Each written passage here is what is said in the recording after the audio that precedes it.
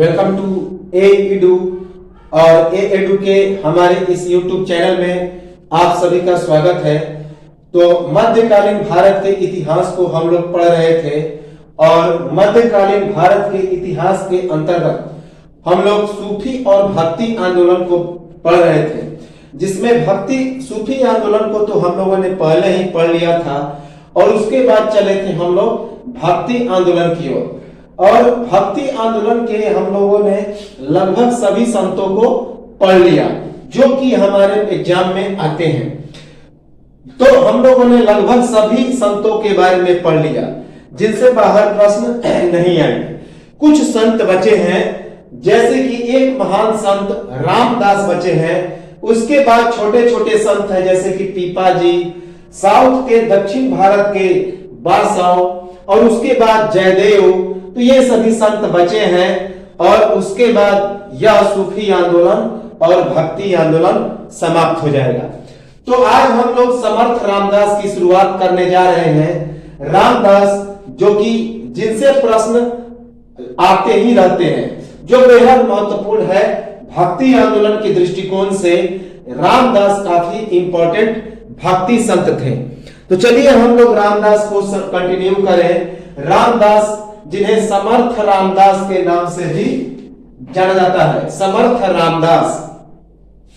इनका पूरा नाम नारायण सूर्याजीपंत कुलकर्णी था, जिन्हें ठोसर भी कहते थे। तो समर्थ रामदास का नाम पूरा नाम क्या था? नारायण सूर्याजीपंत कुलकर्णी, जिन्हें ठोसर के नाम से भी जानते थे। नारायण सूर्याजीपंत कुलकर्णी। इनका जन्म 1606 ईस्वी को हुआ था। तो समर्थ रामदास का जन्म 1606 ईस्वी को हुआ था। कहां पे? महाराष्ट्र के जालना नामक जिले के जाम नामक स्थान पर रामनवमी के दिन मध्याह्न में अर्थात दोपहर में जमदग्नि गोत्र के देशस्थ ऋग्वेदी ब्राह्मण परिवार में। तो इनका जन्म एक ब्राह्मण परिवार में हुआ था 1606 ईस्वी में, महाराष्ट्र के जालना नामक ग्राम में। महाराष्ट्र के जालना जिले के जाम नामक स्थान पर रामनवमी के दिन मध्याह्न में जमदग्नि गोत्र के देशस्थ ऋग्वेदी ब्राह्मणी परिवार में। तो याद रखेंगे इनका जन्म हुआ था। इनके पिता का नाम सूर्याजी पंत था। तो इनके पिता का नाम क्या था? सूर्याजी पंत। ये सूर्य देव के उपासक थे। तो समर्थ रामदास सूर्य देव के उपासक थे। प्रतिदिन आदित्य हृदय का पाठ करते थे। प्रतिदिन किसका पाठ करते थे? तो आदित्य हृदय का पाठ करते थे। और ये गांव के पटवारी थे। पटवारी का मतलब होता है जो जमीन से जमीन नापने संबंधी, जिसे अमीन भी कहते हैं। तो उनका जो कार्य करता है उसे ही पटवारी कहा जाता है। तो रामदास के पिता का नाम था सूर्याजी पंत।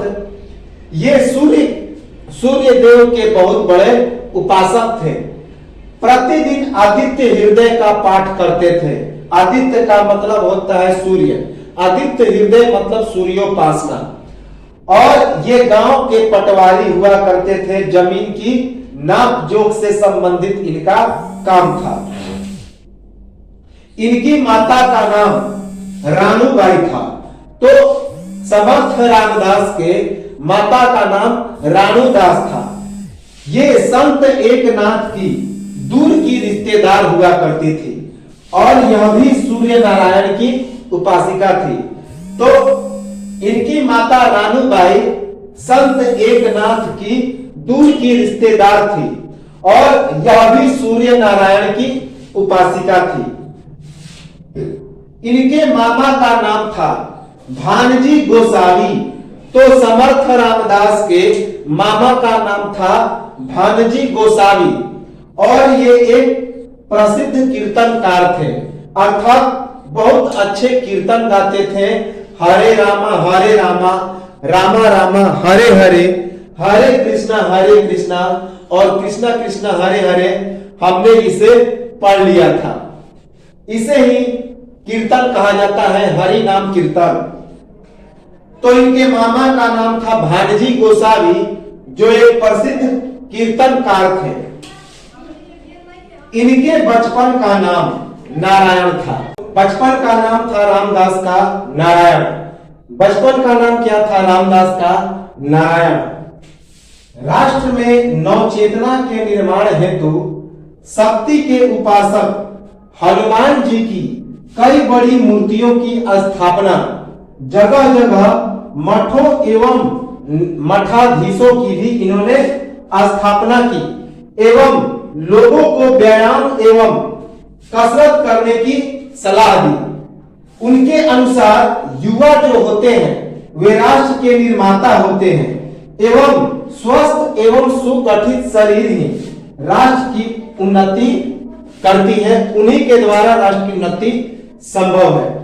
तो रामदास ने राष्ट्र में नवचेतना के निर्माण के लिए शक्ति के उपासक हनुमान जी की कई बड़ी मूर्तियों की भी स्थापना की, जगह जगह मठों एवं मठाधीशों की भी स्थापना की और लोगों को व्यायाम एवं कसरत करने की सलाह दी। और उनके अनुसार जो युवा होते हैं राष्ट्र के निर्माता होते हैं, इसी कारण उनका शरीर स्वस्थ एवं सुगठित होना चाहिए और इसी शरीर के द्वारा राष्ट्र की उन्नति संभव है।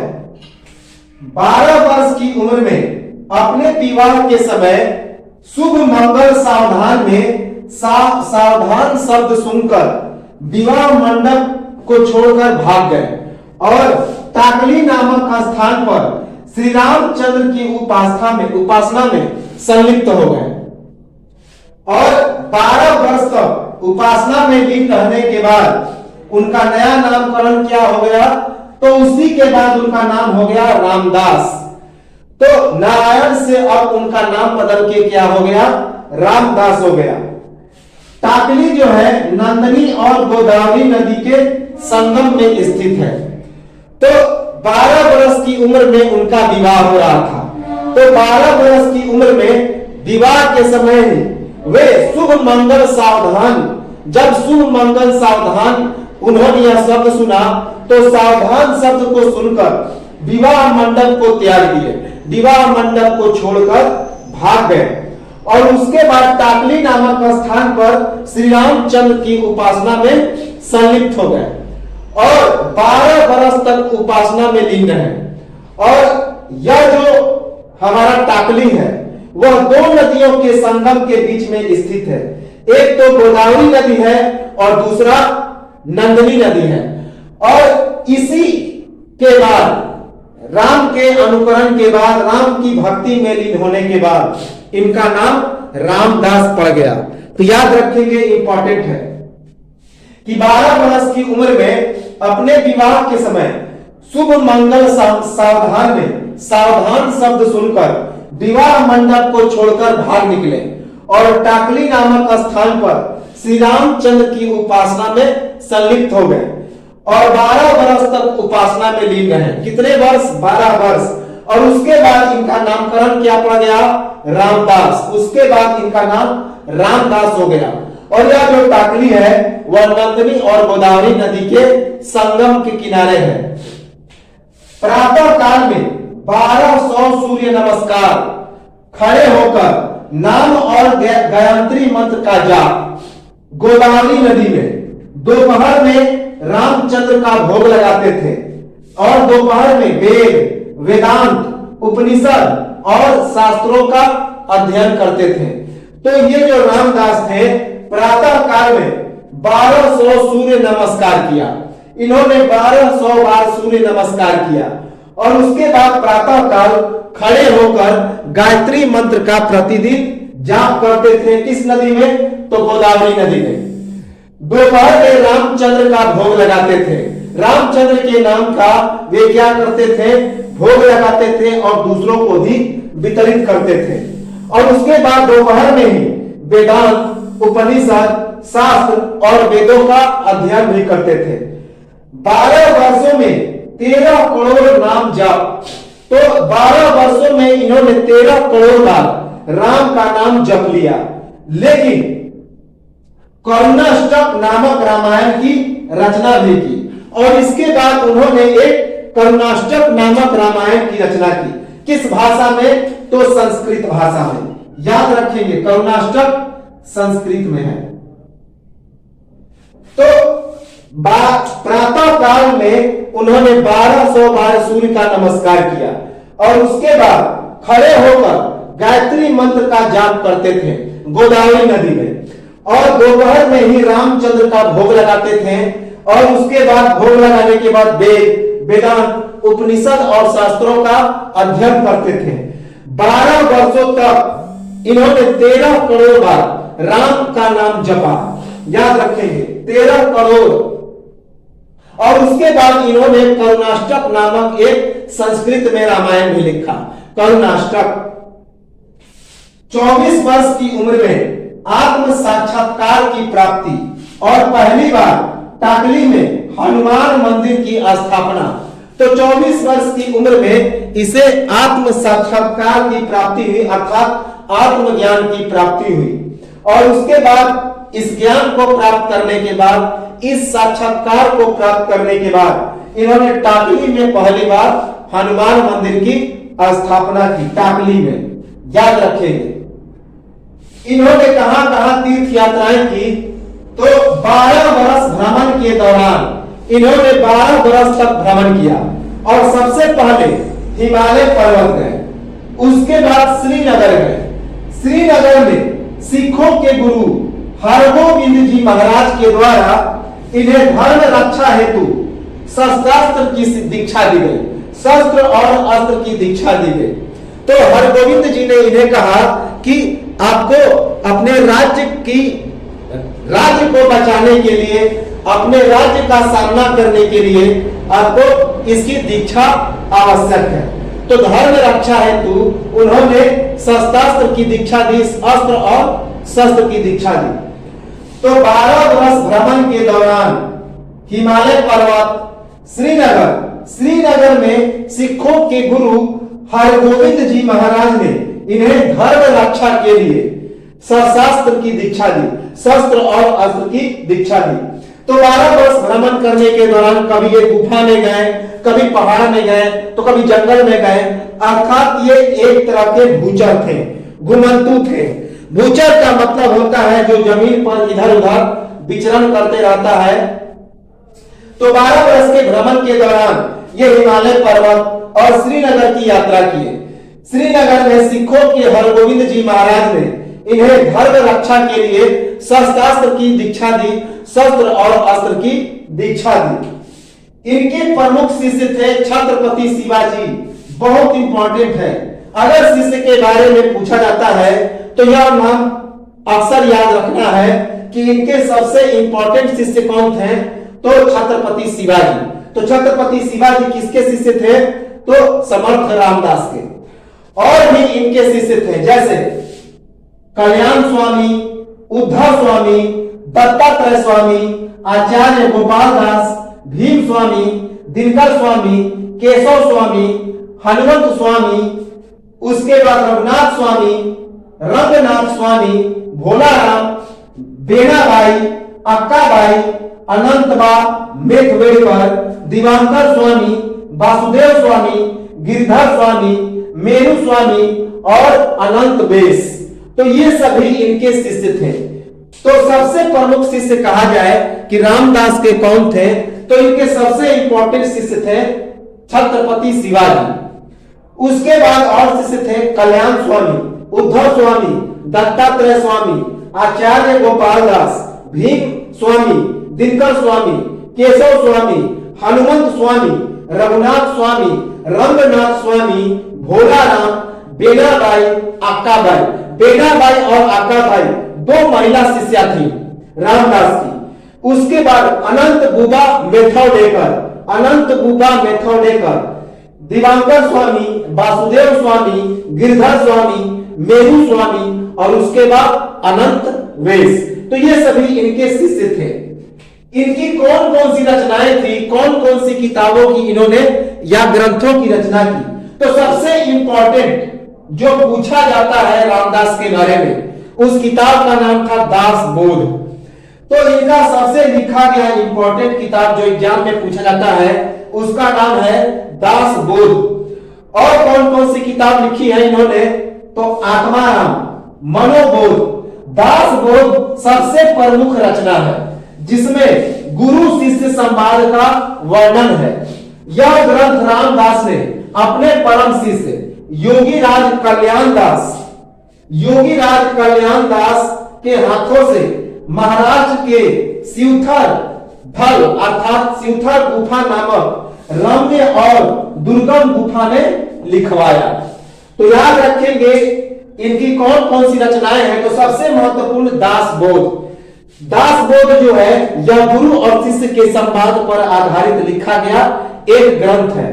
तो इस दास बोध को रामदास ने अपने सबसे परम शिष्य जिसका नाम था योगीराज कल्याण दास, तो योगीराज कल्याण दास के हाथों से इन्होंने महाराष्ट्र के सिवथर ढल अर्थात सिवथर नामक गुफा में, रम्य एवं दुर्गम गुफा में इसे लिखवाया था। तो यह एक काफी रम्य और दुर्गम गुफा था। कौन? सिवथर ढल। ढल का मतलब मराठी भाषा में गुफा को ढल कहते हैं। सो सिवथर ढल में इन्होंने क्या किया, तो इस किताब को लिखवाया। किसके द्वारा? तो योगीराज कल्याण स्वामी या योगीराज कल्याण दास के द्वारा, जो रामदास के परम शिष्य थे। कहां पे? सिवथर ढल नामक एक रम्य और दुर्गम गुफा में। और उसके बाद अन्य रचनाएं थी आत्माराम, मनोबोध। तो आत्माराम और मनोबोध भी इनकी इंपॉर्टेंट रचना थी, याद रखेंगे। इसके बाद 10 से अधिक आरती भी इन्होंने लिखा। 10 से अधिक आरती भी इन्होंने लिखा। सैकड़ों अभंग अर्थात सैकड़ों छंदों का भी इन्होंने निर्माण किया। 100 से अधिक छंदों अर्थात इन्होंने अभंगों का भी निर्माण किया। इसके बाद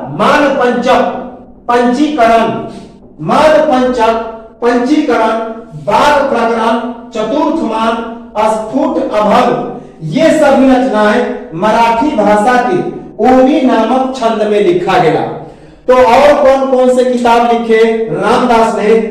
तो मानपंचक, पंचीकरण, वाद प्रकरण, चतुर्थमान और स्फुट अभंग, ये सभी जो रचनाएं थी मराठी भाषा के ओवी नामक छंद में लिखा गया। और इनका एक और जो श्लोक था, एक इन्होंने श्लोक लिखा, बहुत ही इंपॉर्टेंट है, जो एग्जाम में आया हुआ है, मनाचे श्लोक। इन्होंने मनाचे श्लोक नामक एक 100 स्तुतियों का एक श्लोक लिखा, मनाचे श्लोक। तो याद रखेंगे ये सभी इनकी रचनाएं थी। अद्वैतवादी और भक्ति मार्गी संत तत्कालीन समाज की अवस्था देखकर ग्रंथों में राजनीति, प्रपंच, व्यवस्थापन, शास्त्र इत्यादि अनेक विषयों का मार्गदर्शन, सरल एवं प्रवाही। तो याद रखेंगे अब ये अद्वैती और भक्ति मार्गी संत थे। तो ये जो रामदास थे अद्वैतवादी और भक्ति मार्गी संत थे, और इन्होंने तत्कालीन समाज की अवस्था देखकर ग्रंथों में राजनीतिक, प्रपंच, उसके बाद व्यवस्थापन, शास्त्र इत्यादि अनेक विषयों का मार्गदर्शन किया। ये सरल एवं प्रवाही शब्दों में 100 से अधिक स्रोतों की भी रचना की, जिसमें भक्ति, प्रेम रस और वीर रस का अति विशिष्टीकरण है। तो ये जो रामदास थे अद्वैतवादी और भक्ति मार्गी संत थे, जिनकी सभी रचनाएं जो तत्कालीन समाज की अवस्था को देखकर ग्रंथों में राजनीतिक, प्रपंच, व्यवस्थापन, शास्त्र आदि अनेक विषयों का मार्गदर्शन किए। ये एक सरल एवं प्रवासी शब्दों में 100 से अधिक स्रोतों की भी रचना की, जिसमें भक्ति, प्रेम रस और वीर रस का अति विशिष्टीकरण है। इन तीनों का इसमें काफी अविष्टीकरण है, शामिल किया गया है। इन्होंने कौन कौन सा निर्माण कार्य किया? तो शिष्यों के सहयोग से एक चैतन्यदायी संगठन का निर्माण किया। तो समर्थ रामदास ने अपने शिष्यों के सहयोग से एक चैतन्यदायी संगठन का निर्माण किया। सतारा जिले के जाफर नामक गांव में एक भव्य श्री राम मंदिर का भी निर्माण किया। तो सतारा जिले के जाफर नामक गांव में एक भव्य श्री राम मंदिर का निर्माण किया। इस मंदिर का जो निर्माण है वह केवल भिक्षा के आधार पर किया गया। तो सतारा जिले के जाफर नामक गांव में समर्थ रामदास ने एक भव्य श्री राम मंदिर का निर्माण किया और इस मंदिर को केवल भिक्षा से मिले दान के द्वारा ही निर्माण किया गया। याद रखेंगे, केवल भिक्षा के आधार पर इसे निर्माण किया गया। उस कश्मीर से कन्याकुमारी तक 1100 मठ एवं अखाड़ों का भी इन्होंने निर्माण किया। इसका मुख्य उद्देश्य था स्वराज्य की स्थापना के लिए जनता को तैयार करना, अर्थात अपने राज्य का शासन अपने हाथों में लेने के लिए एक शासन की स्थापना करना, जनता को तैयार करना। तो कन्याकुमारी से लेकर कश्मीर तक इन्होंने 1100 मठ और अखाड़ों का भी निर्माण किया, जिसका मुख्य उद्देश्य था स्वराज की स्थापना के लिए जनता को तैयार करना। गांव-गांव में शक्ति एवं भक्ति की स्थापना के लिए हनुमान मंदिर की स्थापना। तो अभी हमने बताया कि गांव-गांव में इन्होंने शक्ति एवं भक्ति की स्थापना के लिए हनुमान मंदिर की भी स्थापना की। युवाओं को बल संपन्न करने हेतु सूर्य नमस्कार का प्रचार। तो इन्होंने युवाओं को बल संपन्न करने के लिए सूर्य को नमस्कार करने का प्रचार किया कि आप सूर्य को नमस्कार कीजिए तो आपको बल की प्राप्ति होगी। ऐसा प्रचार किया समर्थ रामदास ने। विधवा बेना स्वामी नामक महिला का मठपति का दायित्व देकर कीर्तन का अधिकार।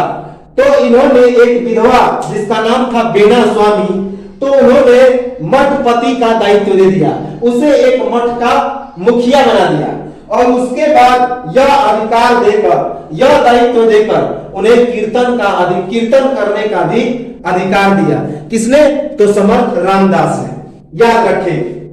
उसके बाद इन्होंने एक पंथ और एक संप्रदाय की शुरुआत की जिसका नाम था रामदासी संप्रदाय, जिसे समर्थ संप्रदाय और धरवार संप्रदाय के नाम से भी जाना जाता है।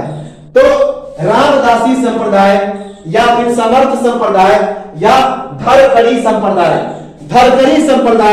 रामदासी संप्रदाय या समर्थ संप्रदाय, तीनों एक ही है। तो रामदास ने रामदासी संप्रदाय, धरकरी संप्रदाय या फिर उसे ही समर्थ संप्रदाय कहते हैं, इसकी शुरुआत की। इस संप्रदाय का जय घोष था श्री राम जय जय राम जय राम, श्री राम जय राम जय जय राम। इस संप्रदाय का जय घोष था और इसे जप मंत्र कहा गया। इसे क्या कहा गया? तो जप मंत्र कहा गया और इसके जो अनुयायी कहे गए वह रामदासी कहे गए। तो याद रखेंगे कि समर्थ दास ने एक संप्रदाय या पंथ की शुरुआत की जिसे रामदासी संप्रदाय या फिर समर्थ संप्रदाय या फिर धरकरी संप्रदाय कहा जाता है। और इस संप्रदाय का जय घोष था श्री राम जय जय राम जय राम जय जय राम और इसे जप मंत्र कहा गया और इसके अनुयायी को रामदासी कहा गया। इंपॉर्टेंट है, याद रखेंगे। यह एग्जाम में पूछा गया है समर्थ संप्रदाय या फिर धरकरी संप्रदाय। इनका जो व्यक्तित्व था अर्थात जो वेशभूषा था वह कैसा था? अर्थात जो धरकरी संप्रदाय के लोग होते हैं, जो संत होते हैं, उनका वेशभूषा कैसा होता है? तो सबसे पहले इनके मुंह पर काफी लंबी दाढ़ी थी, मस्तक पर जटाएं थी, माथे पर चंदन का टीका था, कंधे पर भिक्षा की झोली थी, एक हाथ में जपमाला और कमंडल, जबकि दूसरे हाथ में योग दंड अर्थात इसे कंडी कहा जाता है। पैरों में पादुकाएं जिसे खड़ाऊ कहते हैं, लकड़ी की पादुकाएं जिसे खड़ाऊ कहते हैं, तो ये सभी वे पहनते थे। कौन? तो समर्थ रामदास। तो समर्थ रामदास या रामदासी संप्रदाय के जो संत होते हैं वे क्या पहनते थे? तो इनके मुंह पर लंबी दाढ़ी थी, मुंह पर लंबी दाढ़ी हुआ करती थी और मस्तक पर जटाएं हुआ करती थी। माथे पर चंदन का टीका लगाते थे, कंधे पर भिक्षा की झोली होती थी, एक हाथ में जपमाला और कमंडल होता था, जबकि दूसरे हाथ में योग दंड एक प्रकार का, इस प्रकार का डंटी होता है, इस प्रकार का एक डंटी होता है, तो इसे लेकर चलते हैं। तो योग दंड, पैरों में लकड़ी की पादुकाएं जिसे क्या कहते हैं? खड़ाऊ। तो पैरों में ये लकड़ी की पादुकाएं पहनते थे, अर्थात खड़ाऊ पहनते थे। योग शास्त्र के अनुसार उनकी जो मुद्रा थी वह भूचरी एवं घुमंतु थी। तो योग शास्त्र के अनुसार क्या कहा गया कि यह जो रामदास थे उनकी मुद्रा कैसी थी? तो भूचरी एवं घुमंतु, अर्थात जो एक जगह से दूसरे जगह घूम घूम कर अपना जीवन यापन करता है। तो अपने जीवन के अंतिम दिनों में ही जो रामदास थे वे एक जगह स्थिर टिके रहे, अन्यथा वह कभी गुफा में, तो कभी पहाड़ पर, तो कभी जंगल में, तो कभी जमीन पर, इसी तरह घूमते फिरते रहते और जो भिक्षा में दान मिलता वही उनकी जीवन की चर्या थी, जीवन का आहार था। अंतिम समय, इन्होंने अपना अंतिम समय कहां बिताया? तो सातारा जिले के पास परली के किले पर, जिसका वर्तमान नाम क्या है? सज्जनगढ़। तो इन्होंने अपना अंतिम समय सातारा जिले के पास परली के किले पर बिताया, जिसका वर्तमान नाम क्या है? तो सज्जनगढ़, जिसे वर्तमान में सज्जनगढ़ के नाम से जानते हैं। तमिलनाडु प्रांत के तंजावुर ग्राम में रहने वाले अरुणिकर नाम के एक अन्य कारीगर ने राम, लक्ष्मण और सीता की मूर्ति बनाकर सज्जनगढ़ भेजी और इस मूर्ति के सामने अंतिम 5 दिन निर्जला उपवास किया। तो याद रखेंगे उनका जो अंतिम समय था समर्थ रामदास का, वह सातारा जिले के पास स्थित परली के किले पर था। तो सातारा जिले के परली के किले पर इन्होंने, समर्थ रामदास ने अब अपना अंतिम समय बिताया और जिसे वर्तमान में सज्जनगढ़ के नाम से जाना जाता है। सज्जनगढ़, एक कहावत है कि तमिलनाडु प्रांत के तंजावुर ग्राम में, तमिलनाडु प्रांत के तंजावुर नामक ग्राम में रहने वाले अरुणिकर नामक एक अंधा कारीगर था। तो वह अंधा कारीगर राम, लक्ष्मण और सीता की मूर्ति बनाकर सज्जनगढ़ भेज दिया और इसी मूर्ति के सामने तो रामदास ने अपने जीवन के अंतिम 5 दिन निर्जला उपवास किया उसी मूर्ति के सामने, अर्थात बिना अन्न और जल के उन मूर्तियों के सामने उपवास कर दिया और उसके बाद अगले 6ठे दिन इनकी मृत्यु भी हो गई। तो भूख और प्यास के कारण अगले 6ठे दिन इनकी मृत्यु हो गई। तो अंतिम समय सतारा जिले के पास वर्ली के किले पर इन्होंने अपना समय बिताया, जिसका वर्तमान नाम है सज्जनगढ़।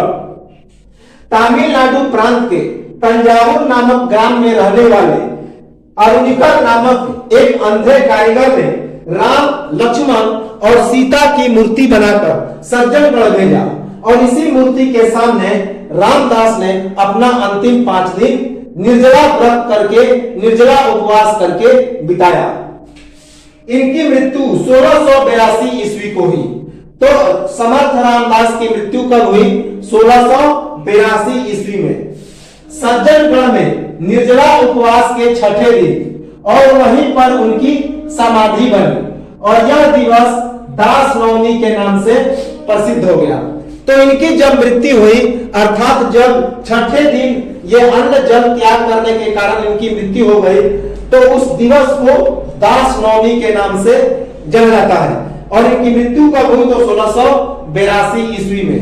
तो सज्जनगढ़ में निर्जला उपवास के 6ठे दिन वहीं पर इनकी समाधि बन गई, उनकी मृत्यु हो गई।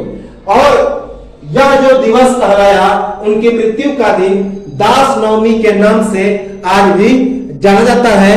दास नवमी के नाम से आज उसकी पूजा भी की जाती है। तो ये तो थे समर्थ रामदास VVI, इन्हें याद रखेंगे, इनसे एग्जाम में फैक्ट आते हैं। अब हम लोग आते हैं बसव। दक्षिण भारत के एक संत जिनका नाम था बसव, बसवेश्वर के नाम से भी इन्हें जाना जाता है। बसव या बसवेश्वर, इनका जन्म 1134 ईस्वी में हुआ था। तो बसव या बसवेश्वर का जन्म 1134 ईस्वी में हुआ था। कहां? कर्नाटक के एक ब्राह्मण परिवार में, बीजापुर जिले में। तो कर्नाटक के बीजापुर जिले में एक ब्राह्मण परिवार में इन बसव या बसवेश्वर का जन्म हुआ। इन्होंने एक संप्रदाय या फिर पंथ या धर्म की स्थापना की, उसका नाम था लिंगायत संप्रदाय, जिसे शरण या वचन संप्रदाय भी कहा जाता है। तो इन्होंने एक संप्रदाय या पंथ या धर्म की शुरुआत की, जिसे लिंगायत संप्रदाय कहा जाता है। लिंगायत, इसे शरण या वचन संप्रदाय भी कहा जाता है। वचन का कन्नड़ भाषा में मतलब होता है पवित्र भजन। तो वचन का मतलब होता है कन्नड़ भाषा में पवित्र भजन। जनेऊ पहनना अस्वीकार, तो इनके ब्राह्मण धर्म में जनेऊ पहनना बिल्कुल अनिवार्य था, लेकिन बसव ने जनेऊ पहनना अस्वीकार कर दिया। ये जनेऊ को त्याग दिए, जनेऊ पहनना इन्होंने अस्वीकार कर दिया। एक धागा होता है जो कंधे से कमर तक लपेटा हुआ रहता है, जो कि ब्राह्मणों के लिए एक धर्म का प्रमाण है। तो इन्होंने जनेऊ पहनना उसे अस्वीकार कर दिया। एक दार्शनिक और समाज सुधारक, तो ये जो बसव थे एक दार्शनिक थे और एक समाज सुधारक भी थे। इन्होंने कौन कौन सी चीजों का खंडन किया? तो जाति व्यवस्था, अनुष्ठान, तो जाति व्यवस्था और अनुष्ठान का इन्होंने खंडन किया। जितने सारे धार्मिक अनुष्ठान होते थे, जाति व्यवस्था होते थे, इनका इन्होंने खंडन कर दिया। उसके बाद इनके और कौन कौन से नाम थे? तो विश्व गुरु और शक्ति भंडारी। इन्हें विश्व गुरु और शक्ति भंडारी के नाम से भी जाना जाता है। तो बसव को विश्व गुरु और शक्ति भंडारी के नाम से भी जाना जाता है। इनके गुरु कौन थे? तो इनके गुरु का नाम था ईशान्य, जिसे जगत वेद के नाम से भी जाना जाता है। तो इनके गुरु का नाम था ईशान्य, जिसे जगत वेद के नाम से भी जाना जाता है। तो बसव के गुरु ईशान्य, जिसे जगत वेद के नाम से भी जाना जाता है। तो बसव जो थे कल्चुरी वंश में प्रधानमंत्री थे। जो कल्चुरी वंश था उसमें इनको एक पद मिला था प्रधानमंत्री का। इन्होंने एक ग्रंथ लिखा जिसका नाम था वचन, जो पूछा जाता है सबसे इंपॉर्टेंट है। अगर बसव के बारे में पूछा जाएगा तो वचन नामक ग्रंथ किसने लिखा? तो बसव ने। शैव धर्म के अनुयायी एवं उपासक, तो ये जो बसव थे शैव धर्म के उपासक थे और उनके अनुयायी थे। याद रखेंगे, शैव धर्म के उपासक एवं अनुयायी थे। इनकी मृत्यु कब हुई? तो 1196 ईस्वी में बसव की मृत्यु हो गई। तो बसव या बसवेश्वर की मृत्यु 1196 ईस्वी में हुई। तो ये तो थे बसव। अगले जो संत हैं उनका नाम है पीपा जी। अगले संत का क्या नाम है? तो पीपा जी। पीपा जी का जन्म 23 अप्रैल 1323 ईस्वी को राजस्थान के कोटा से 45 मील दूर पूर्व दिशा में गागरोन नामक स्थान में हुआ था। किस दिन? चैत्र शुक्ल पूर्णिमा को, बुधवार के दिन। तो पीपा जी का जन्म 23 अप्रैल 1323 ईस्वी को हुआ था।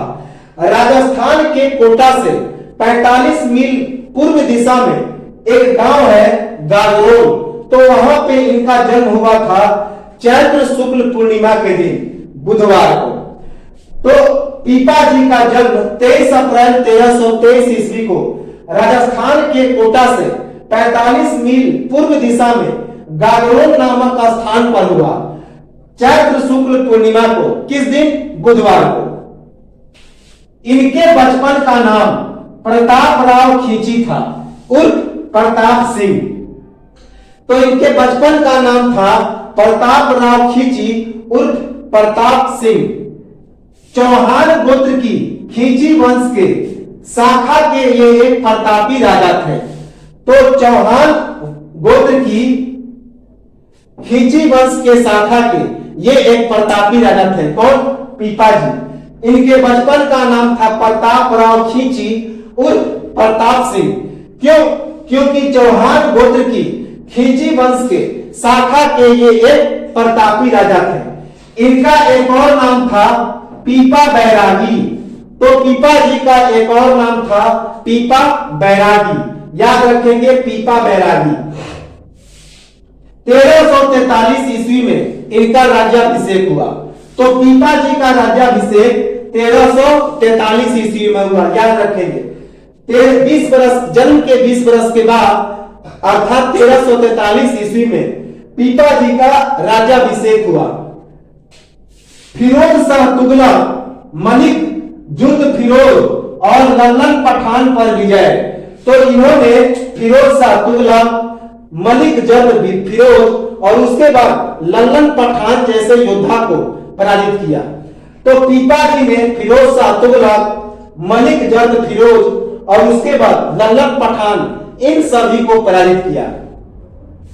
कुल देवी से साक्षात्कार, एक किंवदंती अर्थात एक कहावत है कि इनकी साक्षात भेंट हुई, साक्षात्कार हुआ। किससे? तो एक कुल देवी से। तो पीपा जी को कुल देवी से साक्षात मुलाकात हुआ, ऐसा एक कहावत है कि पीपा जी ने अपने कुल देवी से रूबरू हुआ, अर्थात डायरेक्टली इनकी कांटेक्ट हो गई। तो साक्षात मुलाकात हुआ, साक्षात्कार हुआ कुल देवी से, यह एक किंवदंती है, अर्थात एक कहावत है। इनके गुरु कौन थे? तो स्वामी रामानंद। स्वामी रामानंद पीपा जी के गुरु थे। तो पीपा जी के गुरु का नाम था स्वामी रामानंद। ये किस जाति से संबंधित थे? तो राजपूत जाति से। याद रखेंगे, पीपा जी राजपूत जाति से संबंधित थे, राजपूत जाति से। 1357 ईस्वी में अपने भतीजे कल्याण राव को राजपाट सौंपकर अपनी छोटी रानी सीता जी के साथ वैष्णव धर्म के प्रचार हेतु गृह त्याग। तो पीपा जी ने 1357 ईस्वी में अपने भतीजे कल्याण राव को अपना सारा राजपाट सौंप दिया और उसके बाद अपनी छोटी रानी सीता जी के साथ वैष्णव धर्म का प्रचार करने के लिए घर को त्याग दिया, गृहस्थ आश्रम को त्याग दिया। तो याद रखेंगे 1357 ईस्वी में पीपा जी ने अपने भतीजे कल्याण राव को राजपाट सौंपकर अपनी छोटी रानी सीता जी के साथ वैष्णव धर्म के प्रचार के लिए गृहस्थ आश्रम का त्याग कर दिया और उसके बाद संन्यास धारण कर लिए। इन्होंने कौन कौन से कार्य किए? तो सबसे पहला चमत्कारी कार्य था। तो इनके कौन कौन से चमत्कारी कार्य थे? तो पहला जो कार्य था दैवीय साक्षात्कार। अभी हमने बताया कि इनकी कुल देवी से डायरेक्ट कांटेक्ट हुई, कुल देवी से सीधे साक्षात्कार हुआ। तो पहला तो चमत्कार हुआ कि इन्होंने दैवीय साक्षात्कार किया, देवी से सीधा साक्षात्कार किया, मुलाकात किया। संन्यास काल में स्वर्ण द्वारिका में 7 दिनों का प्रवास। तो संन्यास काल के दौरान स्वर्ण द्वारिका में 7 दिन प्रवास किए। तो संन्यास काल के दौरान स्वर्ण द्वारिका में 7 दिनों का इन्होंने प्रवास किया। पीपा वाव में रणछोड़ राय की प्रतिमाओं को निकालना और अकालग्रस्त इस क्षेत्र में अन्य क्षेत्र चलाना। तो पीपा वाव नामक जगह में रणछोड़ राय की प्रतिमाओं को इन्होंने निकाल दिया और यह एक अकालग्रस्त क्षेत्र था और इस क्षेत्र में अन्य क्षेत्र चला दिया, अर्थात अन्न को इन्होंने क्या कर दिया, डिस्ट्रीब्यूट करवा दिया, बंटवा दिया। तो पीपावाव में रणछोड़ राय की प्रतिमाओं को इन्होंने निकाल दिया और उसके बाद अकाल ग्रस्त इस क्षेत्र में अन्य क्षेत्र चला दिया। सिंह को अहिंसा का उपदेश देना, इन्होंने सिंह को अहिंसा का उपदेश दिया, शेर को अहिंसा का उपदेश दिया। लाठियों को हरे बांस में बदल देना, तो इन्होंने सूखे लाठियों को हरे हरे बांस में बदल दिया। ये सभी इनकी चमत्कारिक घटनाएं थी। एक ही समय 5 विभिन्न स्थानों पर उपस्थित होना, तो ये जो पीपाजी थे एक ही समय 5 विभिन्न स्थानों पर उपस्थित हो गए। यह भी इनकी एक चमत्कारिक घटना थी। तो एक ही समय यह 5 जगहों पर, अलग अलग जगहों पर उपस्थित हो गए। मृत तेली को जीवन दान देना, तो मरे हुए तेली को इन्होंने जीवन दान दे दिया था। तो पीपाजी ने मरे हुए तेली को जीवन दान दे दिया था। और सीता जी का सिंहनी के रूप में आना, तो इनकी पत्नी सीता जी शेर के रूप में आई थी। इनकी पत्नी सीता जी शेर के रूप में आई थी। तो ये सभी पीपाजी के चमत्कारी कार्य थे। पीपाजी के ग्रंथों का वर्णन इनके पोते अनंत दास के द्वारा लिखित पुस्तक परिचय के 25वें प्रसंग में तथा गुरु अर्जुन देव के द्वारा लिखित सिखों के आदि ग्रंथ गुरु ग्रंथ साहिब में। तो पीपाजी के ग्रंथों का जो वर्णन है, पीपाजी के जो विचारों का वर्णन है, किसमें है, तो इनके पोते जिनका नाम था अनंत दास, तो पीपाजी के पोते अनंत दास के द्वारा लिखित पुस्तक परिचय में है। और साथ ही साथ आदि गुरु ग्रंथ जिसका नाम है गुरु ग्रंथ साहिब, जो कि गुरु अर्जुन देव के द्वारा लिखा गया, तो उसमें भी इनके ग्रंथों का वर्णन है। तो पीपाजी के ग्रंथों का वर्णन इनके पोते अनंत दास के द्वारा लिखा गया पुस्तक परिचय के 25वें प्रसंग में है। तो परिचय के 25वें प्रसंग में पीपाजी के ग्रंथों एवं विचारों का वर्णन है। साथ ही गुरु अर्जुन देव के द्वारा लिखित आदि ग्रंथ, सिखों के आदि ग्रंथ जिसका नाम है गुरु ग्रंथ साहिब, तो उसमें भी पीपाजी के विचारों एवं ग्रंथों का वर्णन है। गुरु नानक देव ने परिचय को टोडा नगर से प्राप्त किया। तो अनंत दास के पुस्तक परिचय को गुरु नानक देव ने कहां से प्राप्त किया, टोडा नगर से। एक जगह था टोडा नगर, उससे प्राप्त किया। तो ये तो थे पीपाजी। अगले जो संत हैं उनका नाम है स्वामी हरिदास। स्वामी हरिदास ये अकबर के समकालीन थे, स्वामी हरिदास। और इनके शिष्य थे तानसेन, जो कि प्रसिद्ध संगीतज्ञ थे अकबर के नवरत्न में से। तो तानसेन इनके प्रसिद्ध शिष्य थे।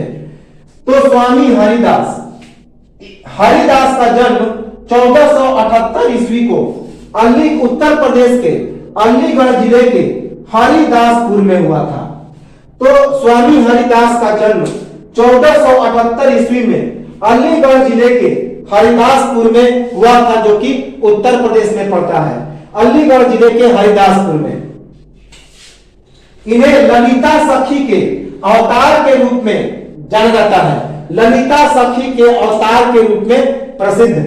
तो ये जो स्वामी हरिदास हैं, इन्हें ललिता सखी के अवतार के रूप में जाना जाता है। ललिता सखी का अवतार याद रखेंगे, VVI है कि ललिता सखी का अवतार किसे कहा जाता है, तो स्वामी हरिदास को। वैष्णव भक्त एवं उच्च कोटि के संगीतज्ञ, तो ये जो स्वामी हरिदास थे ये एक वैष्णव संत थे और उच्च कोटि के संगीतज्ञ थे, म्यूजिशियन थे। ये वैष्णव भक्त थे और उच्च कोटि के संगीतज्ञ थे। प्राचीन भारतीय शैली के संगीत के अद्भुत विद्वान एवं ध्रुपद शैली धनुष ध्रुपद शैली के ये क्या थे, रचयिता थे। तो गायन की एक शैली है जिसका नाम है धनुष ध्रुपद शैली। तो ये धनुष ध्रुपद शैली के रचयिता थे, याद रखेंगे। प्राचीन भारतीय शैली के, संस्कृत के ये अद्भुत विद्वान थे। और चतुष ध्रुपद शैली, इसका नाम है चतुष ध्रुपद शैली। चतुष ध्रुपद शैली के ये रचयिता थे VVIR। कि चतुष ध्रुपद शैली के रचयिता कौन है, तो उनका नाम है स्वामी हरिदास। और ये प्राचीन भारतीय संगीत के शैली के अद्भुत विद्वान थे। इनके शिष्य कौन थे, तो तानसेन। अकबर के द्वारा वृंदावन में इनका दर्शन हुआ। तो इनके शिष्य थे तानसेन, जो कि अकबर के नवरत्न थे और संगीतज्ञ थे। अकबर के द्वारा वृंदावन में इनका दर्शन, तो अकबर ने इनका दर्शन कहां पे किया, अकबर से मुलाकात कब हुई स्वामी हरिदास की, तो वृंदावन में स्वामी हरिदास का दर्शन हुआ अकबर को। तो अकबर ने स्वामी हरिदास से मुलाकात कहां की, वृंदावन में। केलीमाल में इनके 100 से अधिक पद संग्रहित। तो केलीमाल नामक एक पुस्तक है, केलीमाल, तो उसमें 100 से अधिक पुस्तक संग्रहित है। किसके, तो स्वामी हरिदास के। स्वामी हरिदास के 100 से अधिक पदों का संग्रहण है किस पुस्तक में, तो केलीमाल में। इनकी वाणी कैसी थी, तो सरस एवं भावुक। इनकी वाणी काफी सरस एवं भावुक थी। किसकी, तो स्वामी हरिदास की। इन्होंने एक संप्रदाय चलाया जिसका नाम था निम्बार्क सखी संप्रदाय, मोस्ट इंपोर्टेंट VVI। तो स्वामी हरिदास के द्वारा जो चलाया गया पंथ था वह एक संप्रदाय था जिसका नाम था निम्बार्क सखी संप्रदाय। निम्बार्क सखी संप्रदाय की शुरुआत की किसने, स्वामी हरिदास ने। इनकी मृत्यु कब हुई, तो 1573 ईस्वी में। 1573 ईस्वी में स्वामी हरिदास की मृत्यु हो गई। तो ये तो थे समर्थ रामदास, पीपाजी, स्वामी हरिदास और बसो या फिर बसेश्वर। इसके बाद कुछ फैक्ट बचे हैं जयदेव के बारे में, और उसके बाद यदा कदा एक दो और संत हैं, और यह संतों का जो सिलसिला है हम लोग समाप्त करेंगे। और एक छोटा सा फैक्ट है कि विद्वानों का इन संतों के बारे में, इन भक्ति आंदोलन के बारे में क्या विचार है और भारत में इनका प्रवेश कैसे हुआ, तो इसको एक फैक्ट में देखेंगे। और इसके बाद यह मेडिएवल हिस्ट्री और भक्ति आंदोलन और सूफी आंदोलन समाप्त हो जाएगा। तो एक स्क्रीनशॉट लें और मिलेंगे हम लोग भक्ति आंदोलन के बचे संतों को लेकर। तब तक